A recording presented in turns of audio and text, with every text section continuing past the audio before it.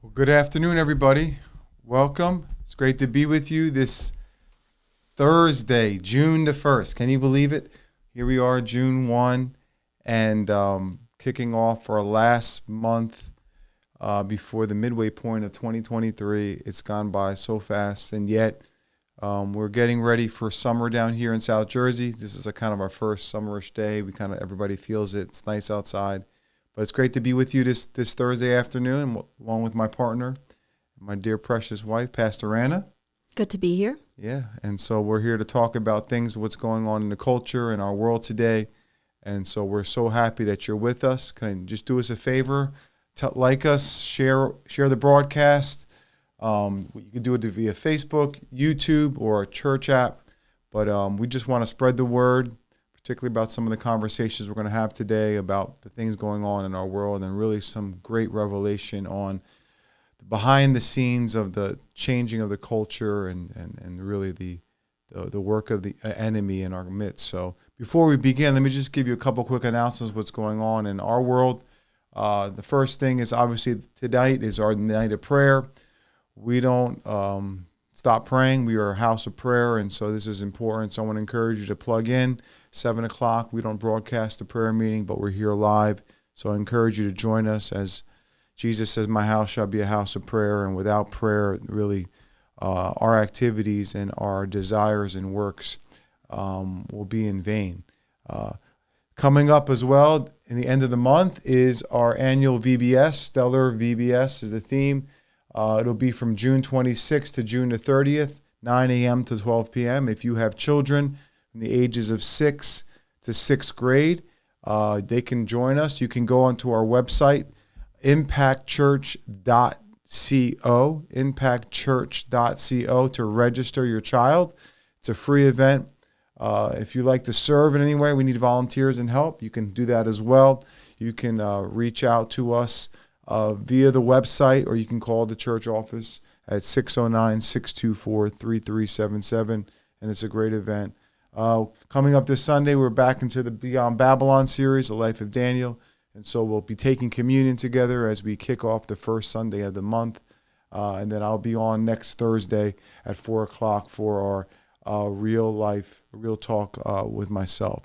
So with that said, again, share the broadcast, let your friends in. This is a great time for you, again, get yourself aware and what's really going on in the world. There's a lot of fake news. There's a lot of news not being broadcasted. And so hopefully this podcast or this Facebook Live or YouTube Live is really a benefit to you, that you can be able to just grow in your knowledge of how to apply biblical truth into our culture. So with that said, Pastor Anna.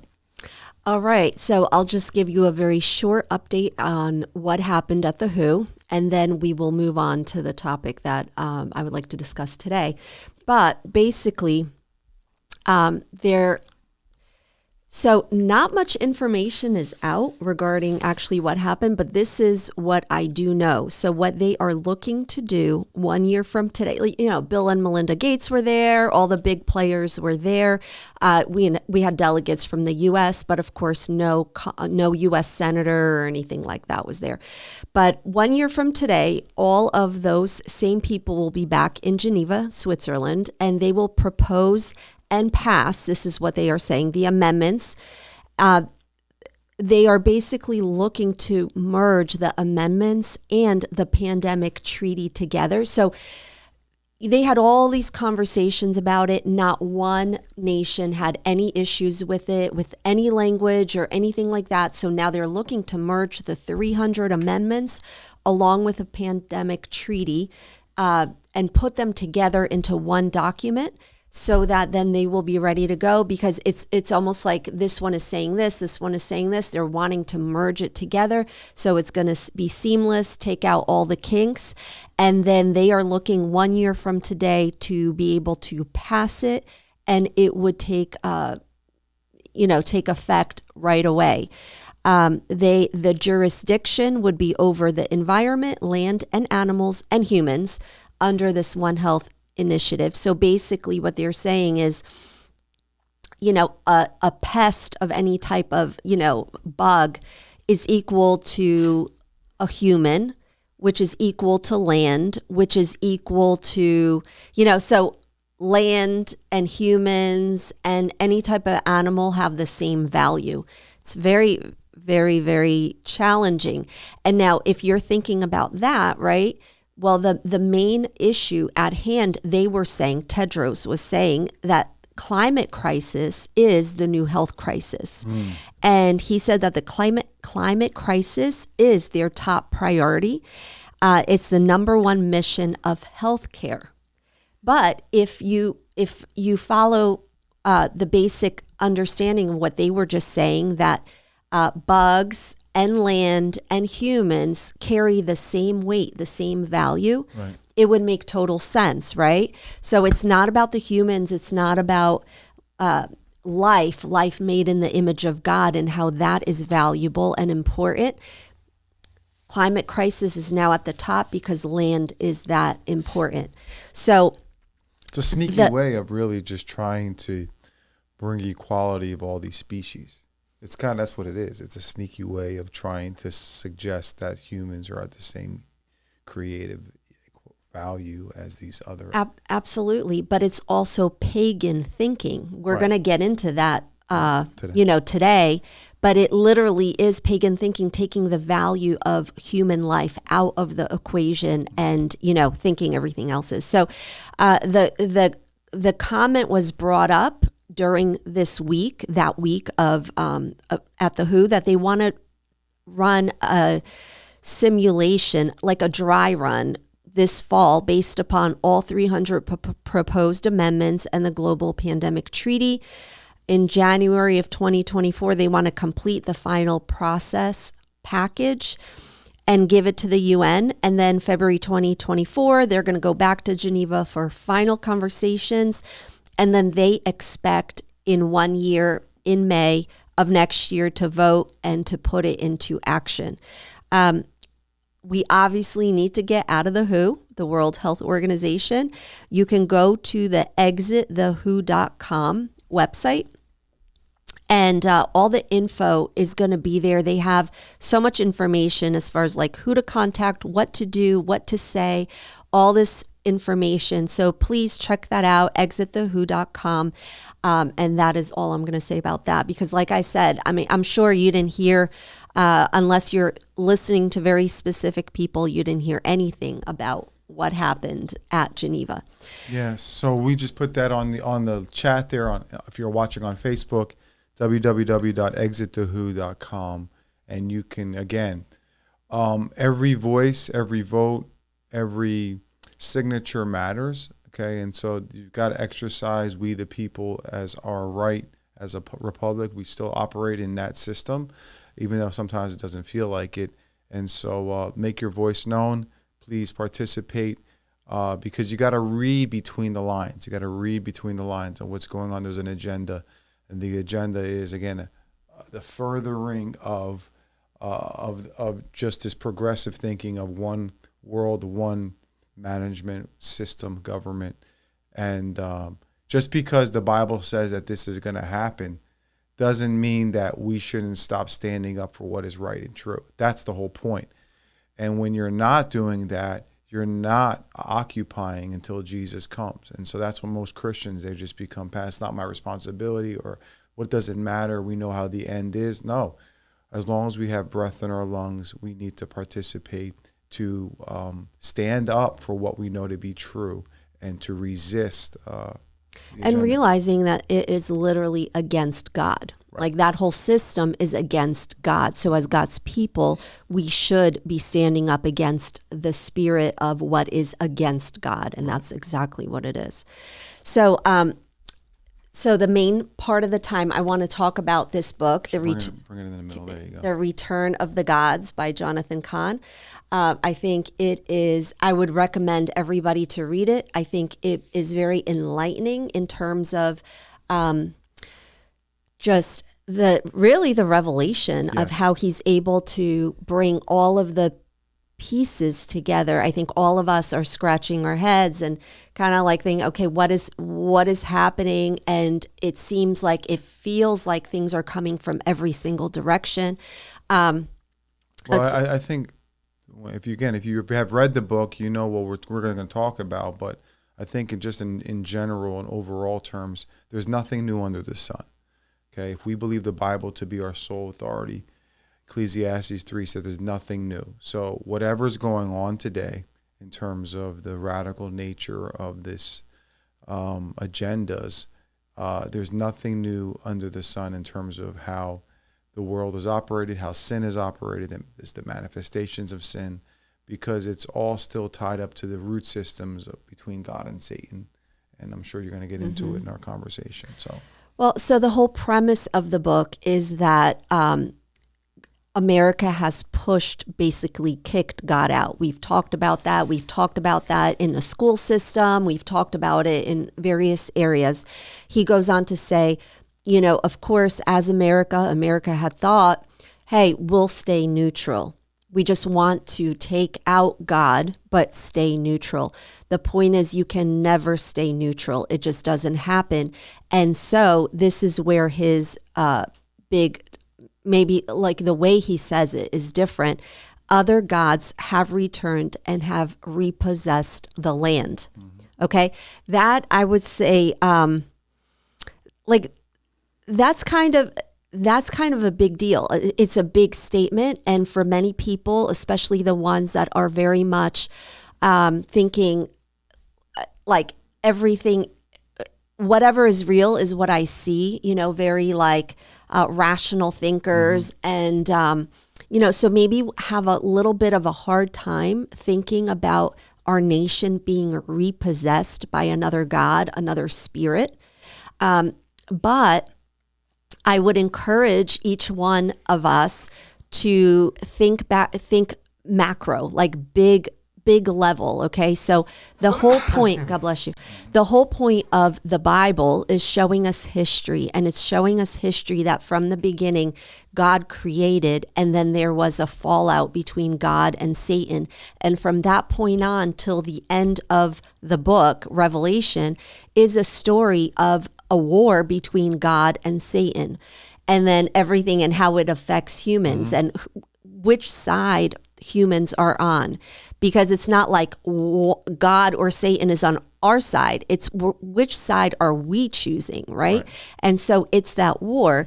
And the spiritual is literally more real than what we see, like the table that we are sitting at. But I think often because our world is so materialistic, yeah, everything is natural. So there's this natural idea, materialistic. Everything is carnal, worldly, in the sense of carnal, taste, touch, senses. The senses, and just sensuality. So I would say, you're even hearing from non-Christians, like people who are seeing that there's God. They might not even call it a spirit, but they're saying there's a force. There's a force behind the agenda. There is evil, because of how rapid and how accelerated and how in your face this is.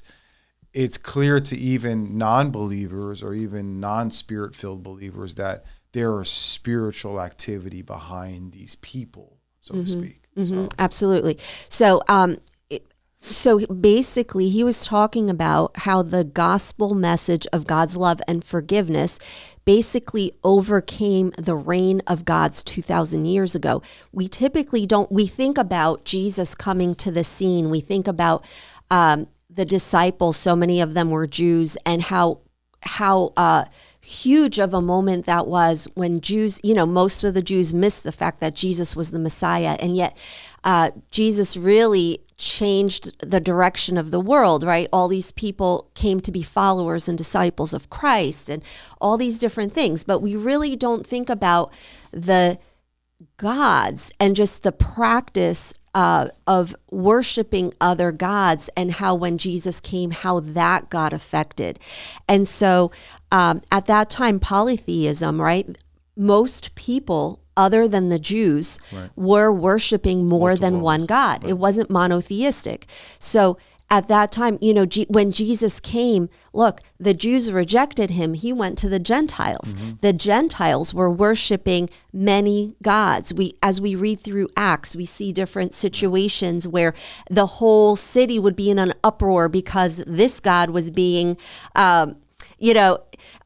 threatened or whatever it may be, right? So there was all of these polytheistic worshipers, and so the monotheistic worship, how Jesus came on the scene, and then the word of God came, and the idea that there is only one way, there is only one truth. That was insane, you know? That was totally transformative. But guess what? As he says in his book, the spell of the gods was broken because people started letting go of the gods. That was the whole point, right? Jesus came, and the whole point was to let go of the gods that you were serving and serve the one true God. And so the degradation of human life was very typical of paganism. And that's why I'm saying, even with the WHO, how they are looking at life, they are not giving value to life as greater than anything of the other creation, right? That's a very paganistic type of worldview. The new belief came that life was sacred. Sexuality was now treated as a sacred gift from God, and that it should be honored in a marriage type of situation. Children were no longer abused or mistreated or killed.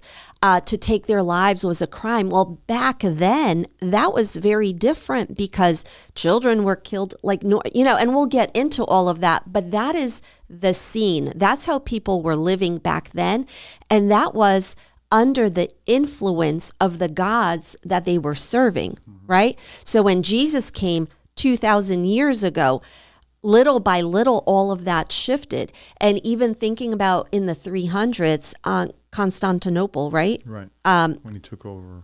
The Emperor Constantine, when he took over, and then basically he wiped out so much The paganism. so much of the paganism because he saw it as something from the Lord that it was like a calling on his life that God had put on him to wipe out the paganism. So as he wiped out the paganism, guess what? The younger generation grew up under only God, only Jesus, right? Only the monotheistic.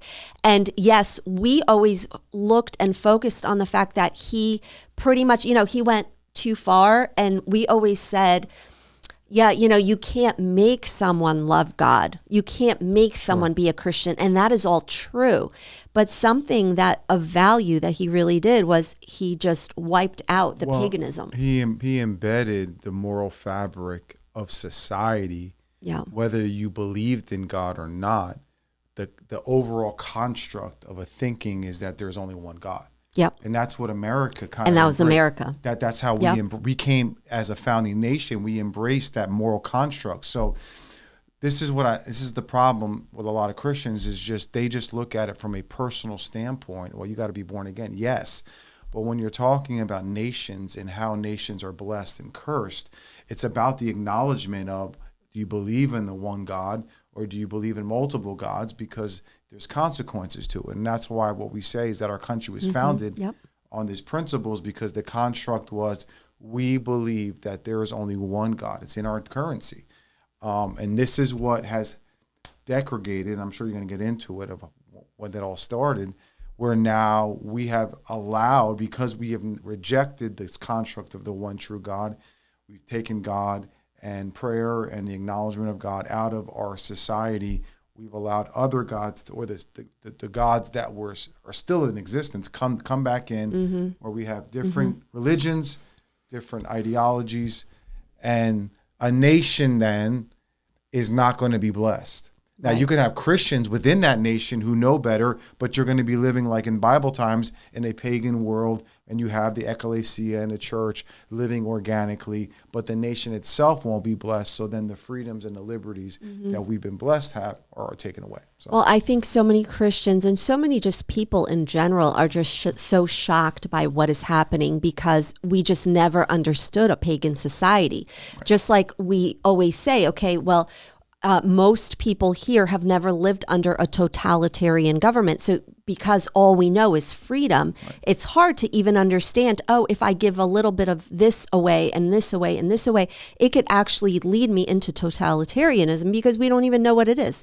Same thing with this. We were so blessed in a nation that was just principles of just serving God and at least living under God's principles that we didn't realize that by giving away a little this, a little this, a little of this, just getting rid of God would actually bring us under the control of many other gods. Right.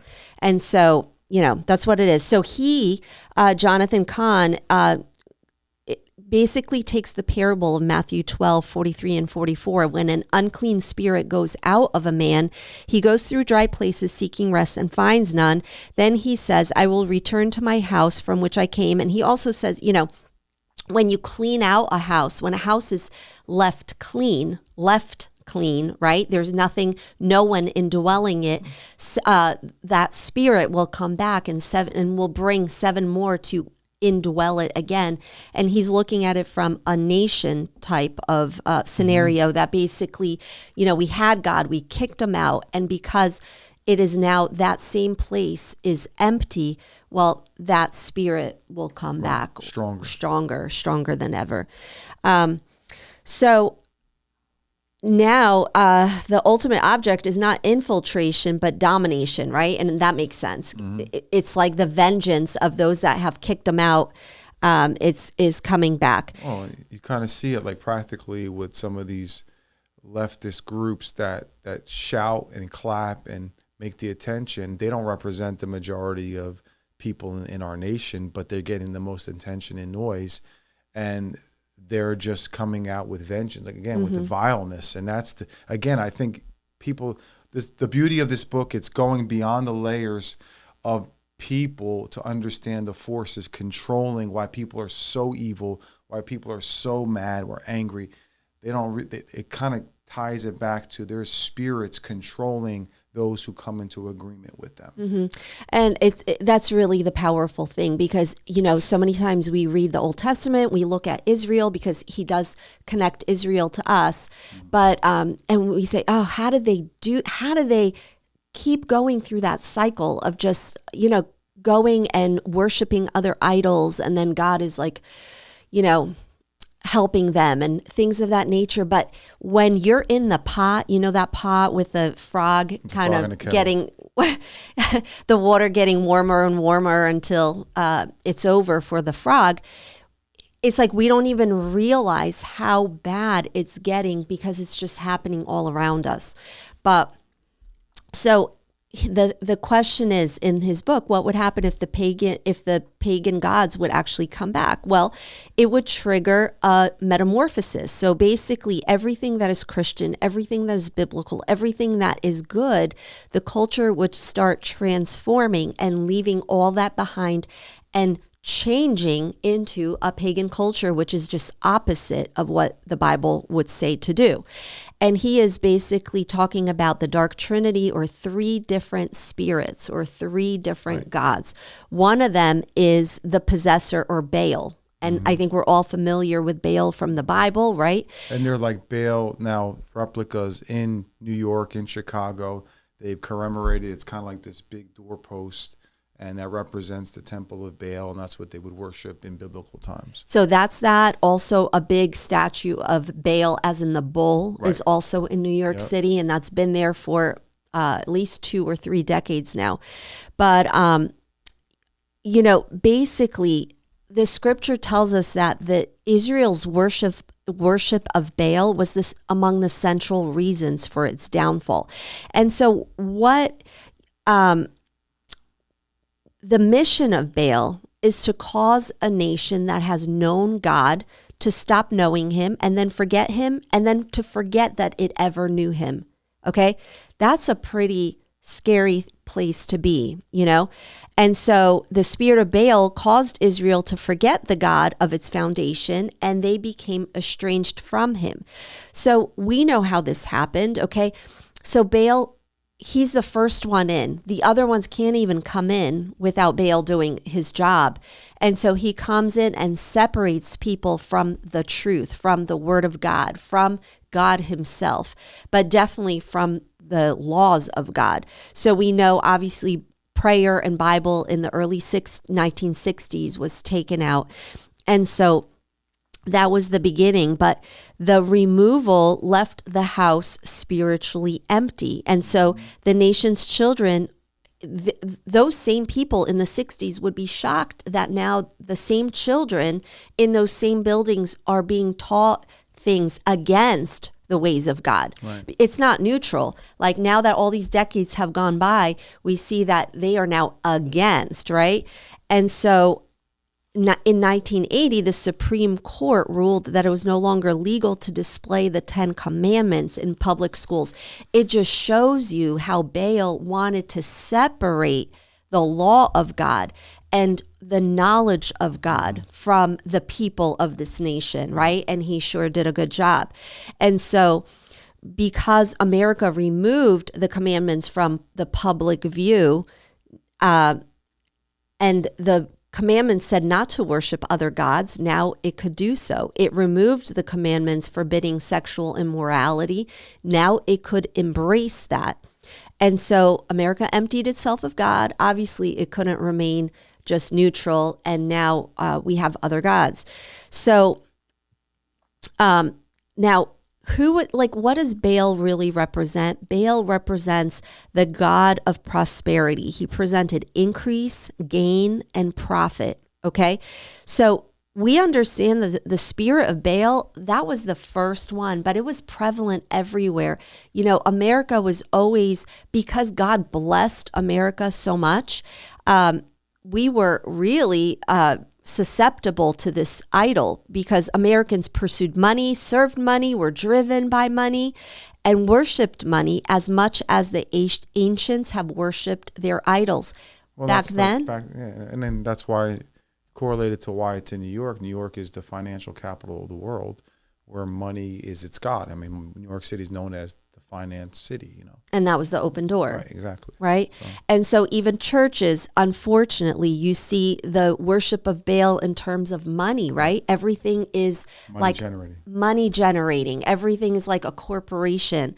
And the pursuit of the monetary gain even affected the church. So now the church can't really speak about it.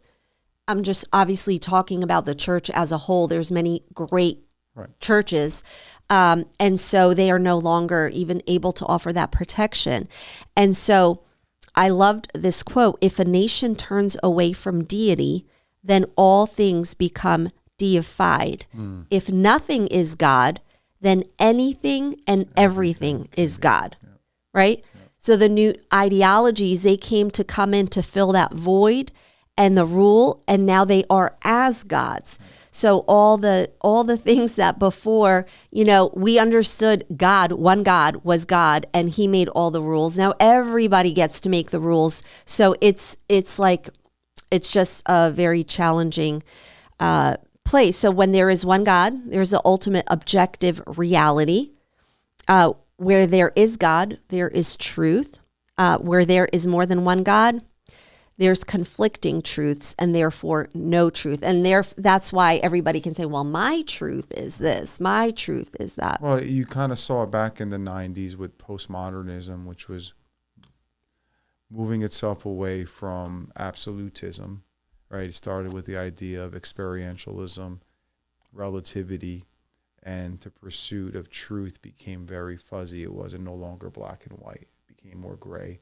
Now we're past a postmodern culture where now we're in this idea that every truth is relative, and then there's the tolerance issue. Like, well, you know, there's hate speech. There's a sense of, well, you'd have to tolerate my thing. You don't have to tolerate it. Now you can't talk bad about it or you can't criticize. Well, and that's the whole thing, the idea of tolerance. It was just an open door, right? And then it flips when it no longer is useful. So we're now further along the line here of progressive nature of opening these things up. So now the church is becoming more and more marginalized. That's the point.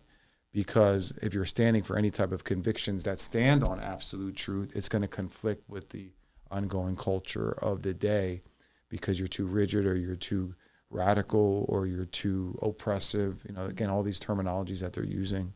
Right.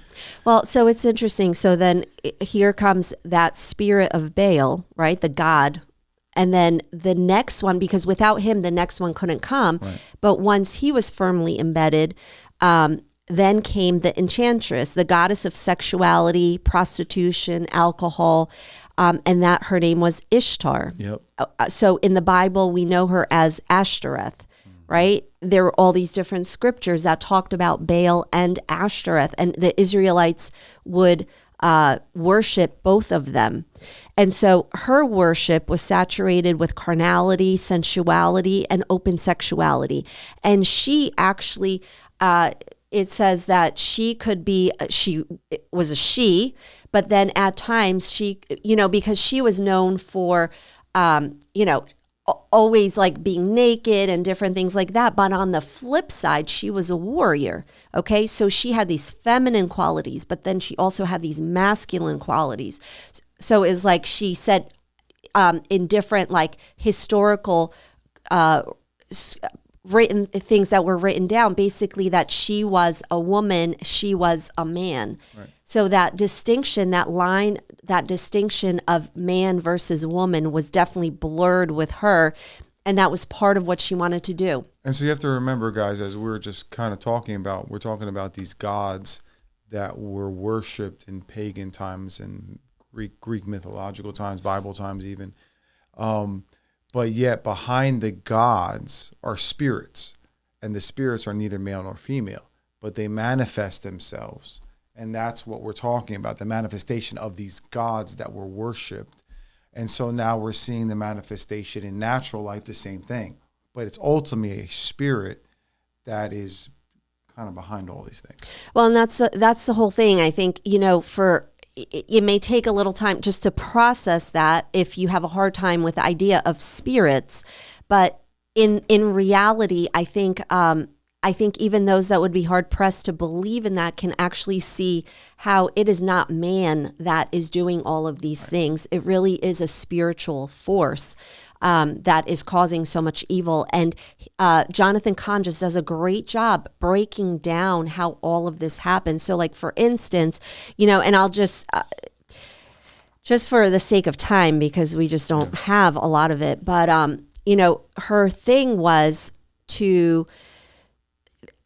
there was a massive, so we talked about the changing of reality, right? Because when we have alcohol, when we have drugs, it alters your reality, right? And that helps with transitioning to things. But she definitely seeks to alter the definition of male and female, blur the lines between male and female, seeks to feminize all that is male and masculinize all that was female.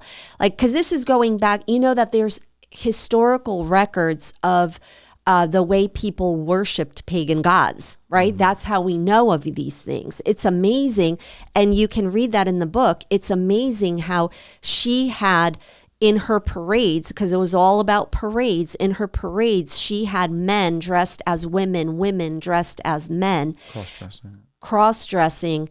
And also, she had eunuchs in her... Just everything so that we see happening right now in how people worshipped this God 2,000 and more years ago. That's exactly what we're seeing come into fruition in our society right now. Okay. And that's the crazy thing. And so also her it was like her month. Okay. And her month was June, that they would be honored and worshiped. And also, I'm just going to tell you how crazy this is, okay? You have to read it to really understand it. There's no way I can cover this, but the whole concept of just the gay world and then trans started in 1969 with the uprising at Stonewall. It was a pub of sorts, in Greenwich Village in New York City. Yeah. And that's all I'm going to say about that. But it was talking about how that allowed the spirit of this God to come back into our world.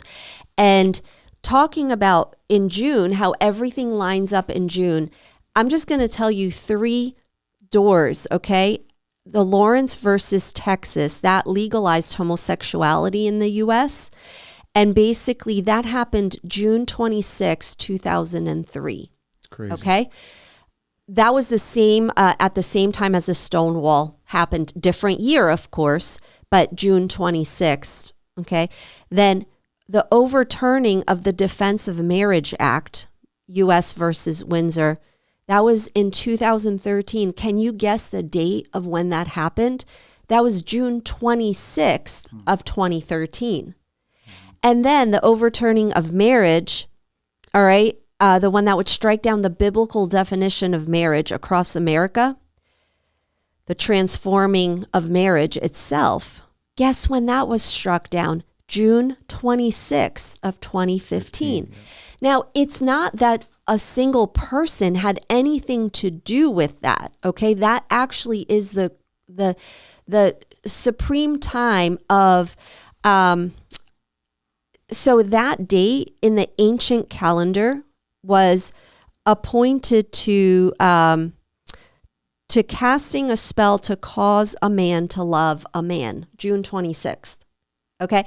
Like, you can't make this stuff up. Now, I know we forget history. Yep. We don't go back to history and we don't learn from history.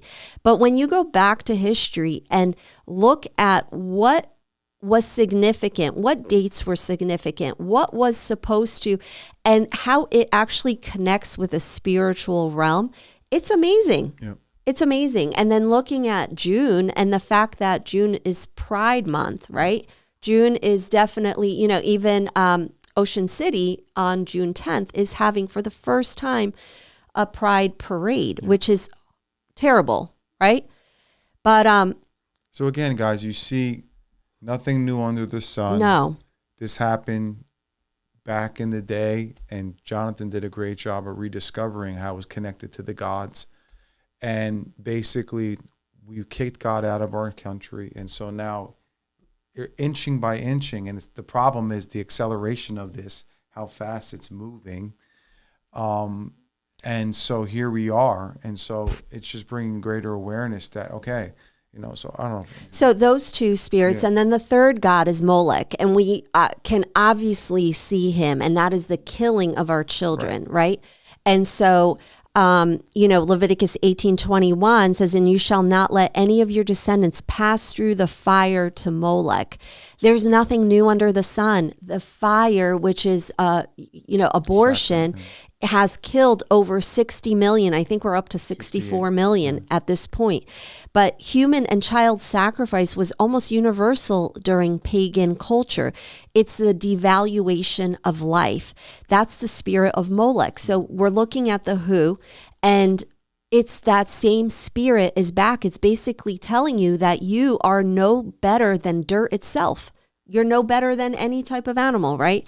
And so only when the gospel came did it elevate the life, elevate the value. So I want to talk about how this was able to happen, like the keys of destruction for people right now, and then the hope, okay? Because there's always a solution. So. There always is. So the keys of how do they cause their followers to destroy themselves? Because I think all of us can be looking at people and be like, why? Right. Why? And because we have God within us, it's hard for us to even understand how somebody else can be struggling in the way that they are. And yet they removed from the lives purpose and meaning. That's huge, right? So when life has no meaning, it has no purpose, no absolute value, it just proceeds to death and destruction. When we see how people, especially in the trans movement, they're devastating their life, right? witchcraft and the occult also rose during that time. So that's like a whole other thing. But if they, in all things, they're removing purpose. So if they can remove purpose from marriage, that too is going to disintegrate.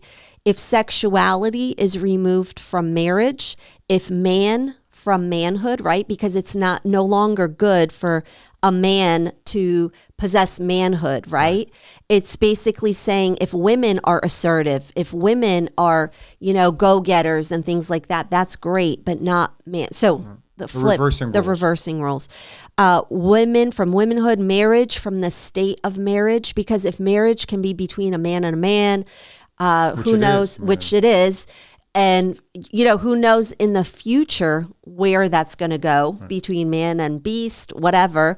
It means nothing. So it's behind all removal of purpose, everything that was there before that God created. But we know that the purpose of life can only be found in the one that created life itself, and that is God, right? So this is the whole thing. The Bible tells us that in the last days, there's going to be a great falling away. I mean, we see it happening. Right. We see it everywhere. So this was a great quote. I thought this is very powerful. Jonathan says, one cannot stand against the gods and be serving them at the same time. We must remember that which we most serve, most dwell upon, most rejoice in, and most live for.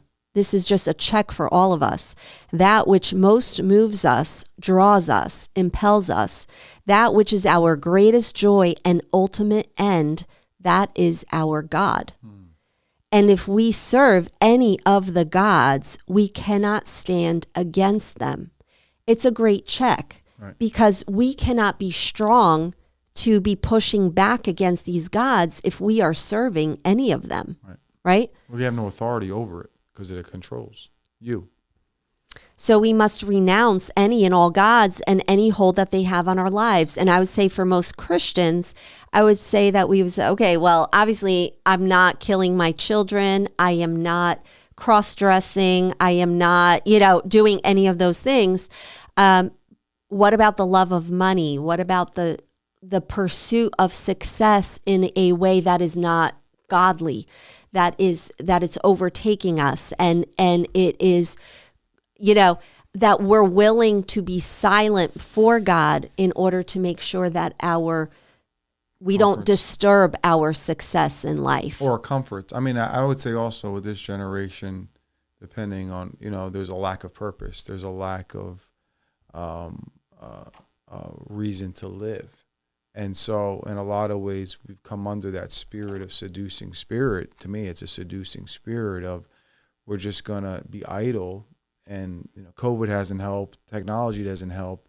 So fighting for why am I here? And again, you can't really truly be fulfilled until you know the Lord, the designer of who you are. But that lack of purpose is extremely growing. Right? You see the lack of the suicide rates, you see the drug addictions, you see it's all tied to like, why am I here? I don't know why I'm here. And so as a Christian, you can get defeated or deflated because of whatever, and you can just fall back into this sense of I'm just going to coast on cruise control.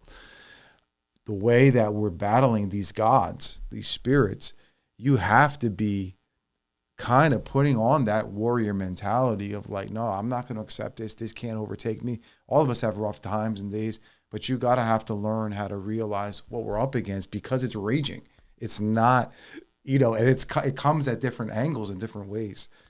And that's the thing. If you're on cruise control, you're going to be swept up with it, right? Like we can't afford to be. The intensity of it. That's my point. Yeah. The intensity of the pressure, the intensity of what's being thrown at you, whether it's on the phone or on the TV, the things that are trying to convince you that there's an agenda trying to convince you that it's okay. So if you're not in community, if you're not on fire for Jesus, if you're not realizing, like you're saying, you're going to get swept up into it, and it's a slippery slope. Yeah, and I think a lot of it, we're all busy and we're all, just living life. But at times it's good to do just like a little check, evaluation, and go through inventory of our lives and where do we put our focus and because you know what, we all grew up in all of this, right? So we grew up in the American culture of this is what you need to be doing, and this is what you need to be, like this is what you should desire, and et cetera, et cetera. And all of them have become norms. And I just think it is good for us to evaluate, okay, am I making entertainment? Am I making just relaxation higher than God? Am I making my comfortable life higher than God? Because if you are, then that's an idol. Anything, family, anything that is above God becomes an idol. And right now in our society, we just can't afford to be playing around and just, And again, it's going to be countercultural because you're going to be like, you're just conservative, you're just old, the term old school. But yet Jeremiah says, don't remember the ancient past, the old past. Yeah. And it seems like it's stale, it's conservative, whatever, but it's actually going to keep you safe. It's going to keep you strong. It's going to keep you with the right mindset. And so I think that's what doesn't change. Right. Yeah, the culture changes. Yeah, there's methods that change, but the lifestyle of being disciplined, a disciple, quite honestly, that doesn't change. And so that's kind of the pivoting that it's putting pressure. And so this is where the whole falling away, church is being refined because the intensity of the evil world is so I look at it also as a positive, that the enemy knows that there's something big coming of a response from God's side. So I believe he's trying to put pressure because he realizes that, you're not going to beat God as much as you think you are, and as much as it looks like we know how it's going to end, and we know that God is still sovereign and more powerful. Mm-hmm. So it's like now is the time to run back to the word and to prayer and all those different things, because that's what Baal wants to separate us from, which we know. But when we can understand, the Spirit actually is trying to get you to separate from that should make us want to go towards it all the more. Right. But again, back to the good news. The good news is God. All right. It's the answer to all the other gods is the one true God. Mm-hmm. And we know that through the power of God, the power of all the other gods can be overcome. And excuse me, whether that is in the plans for our nation, I don't know, but it definitely can be for our individual lives and for our communities, because well, yeah, I would agree. Go ahead. Because we know in the Word it says in the last days people are going to be moving away from God. There is going to be that falling away. How do you prevent yourself from falling away, being in the Word, being with God? But also, what Jonathan was saying was the power of his love can overcome hatred. Right. And we've seen that. We've seen that over and over. Power of his grace can overcome all sin.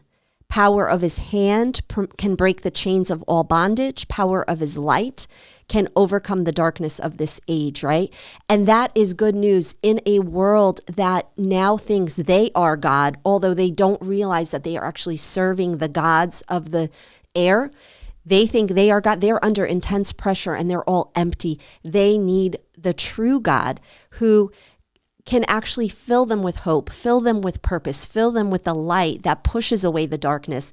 And that is the hope of the world, and that is the answer for all. Yeah, it's powerful. And you have to also understand from God's perspective, there's been so much treasured revelation. And this is the beauty about this book, but it's also what we've been talking about for several years now, like revival. We need revival. I think we've been talking about this since 10 years ago, at least for myself, preaching the church is going to get revived. We believe God's going to send revival. But then as you're realizing what the purpose of revival is, and then we're getting this realization that it's not enough. The church revived was normal Christianity in the book of Acts, but then the revelation of why has this happened? So we're getting a spiritual lens of looking at it from the spiritual end. But then the natural manifestation is the church has fallen under sleep and not engaged culture and bring reform. Yep. And we've let the culture disciple our generation that now they've grown up in their 20s and now they're post-Christian culture. Yep. Because the church absolved this responsibility because we've just spiritualized everything. So this is the whole manifestation of the revelation of Reformation, where we have this whole now understanding of engaging your sphere of influence, the mountains of where you work, whether it's education or business, that you can be Jesus. There's no separation of the sacred and secular. All this revelation to me is not just, okay, I got this great stuff. It's to apply it, is to like, now we need to now take it. Each Christian needs to take responsibility and say, okay, what is my role? And how do I now be Jesus and now try to make a difference, right? So obviously that's all great stuff. I would just add to that. You said that we just spiritualized everything, but in this spiritualizing, we didn't understand the spirits. Right. Well, because we literally were just happy over the last X amount of decades to do church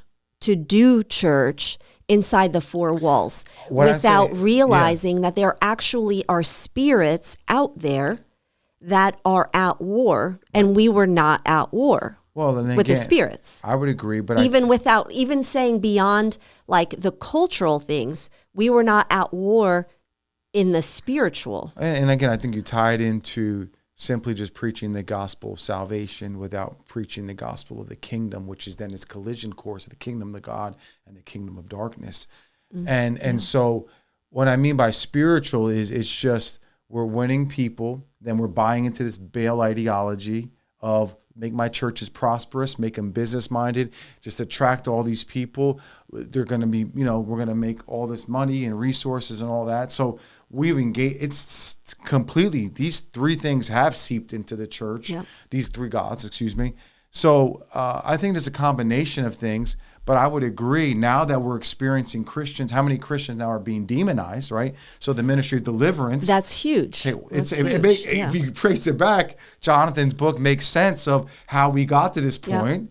So now the church is having to adjust to say, we're questioning, can Christians have demons? Right, and we're still arguing about that possession and oppression, right? And then there's pastors out there that are scared of this because they don't know, they've never been trained to exorcise a demon. And Jesus says, cast out demons, heal the sick. So we've got a lot of catching up and reforming to do within the walls of the church, let alone of now taking it. How do we train our people to go outside the walls and bring reform, right? And I'll tell you, the reason people are demonized is because the truth of God is not in there. And why? Because so many people, when they get the wrong, get the wrong understanding of things, not the biblical understanding of anything, of any topic, there's open doors. Because you end up creating a structure in your mind that is not of God. Why does it tell us to put our mind on things above, to put our heart on things above? That prevents us from having any open door. You know what I mean? When I know what God says about anything. I frame it, when your point is exactly right. The Romans 12:2, the scriptures, if you break that down, Romans 1 is all about heart posture, being humble before God. I beseech you, therefore, brethren, by the mercies of God, who present your bodies as a living sacrifice, holy and pleasing. So you can believe God, but if you never do the second part of the verse, conforming not unto this world, but be what? Transformed by what? The renewing of your mind. I mean, you're a champion on this one. Like, you have to replace the thinking of the world, which is demonically based, to the thinking of God and say, how does God think about this? And this is the lack of, again, going back to the pulpit, to the preaching, the lack of preaching a worldview, how to interpret culture through the lens of the Bible, all this. And then we're shocked that Christians are oppressed, that somehow they're demonized. Well, guess what? If you don't have the word of God in you to know the difference, I mean, that we shouldn't be surprised, right? So you can be baptized in the Holy Spirit, speaking with tongues, and yet still having oppressive spirits. Thinking. Yeah, right. But you also have spirits oppressing your thinking, because when you're outside the presence of God, you're infested with these things. And next thing you know, there's a dichotomy here. What's going on? Yep. And we, the church, are now shocked. And so, because the supernatural has been so so like mysticized, if you want to call it the word. And so I think there's a lot of things that are the reason. And so we're adjusting and adapting. But I also have hope because I do believe the revelation has been given to us for a purpose. Yeah. So it's not just, okay, I know how to think about these things, but no, hearing the word, now doing it and applying it. And so that's the whole point of the equipping, training the saints. So Good stuff. good stuff. I mean, it's good. I would say anytime you guys have a question, even as we're talking about a topic or just, trying to work through things, share. We would love to be able to see if we can come up with an answer, but we know that always God is the answer. Yeah. So that's always good news. I would just leave it. I mean, we're hitting our hot spots here with conversation, but I would say revival is for the church. Reformation is for the world, is for the culture. And it's interesting that Jonathan, will kind of give you an insight into what he's got a new book coming out. It's called the Josiah Manifesto, which talks about Josiah being the solution for Israel's time when they were in the same type of situation we're in right now. And Josiah was about not just bringing revival, he was interested in reforming, bringing reform. And that's what the goal here of changing is. We need awakening. We need a revival. But more important, more than ever, we need the church to understand reform has to take place. And these are still with God's help. So always. All right. Listen, guys, great conversation, like always. And Lord willing, we'll see you again next week. But we trust that this conversation has been, just helpful. Share the broadcast. Let your friends know about it. People in other churches know about it. But this is powerful insight to prophetically, to be a son of Issachar, to discern the times that we live in, and then more important, to know what to do with it. Because you can discern the seasons of the skies, but then the wisdom is, what do I do, Lord, seeing what you're showing me? Don't bow. Good answer. All right, guys, we'll see you this weekend. Hopefully prayer tonight. God bless you. We'll talk to you soon. We love you guys in Jesus' name. Bye-bye. Bye-bye.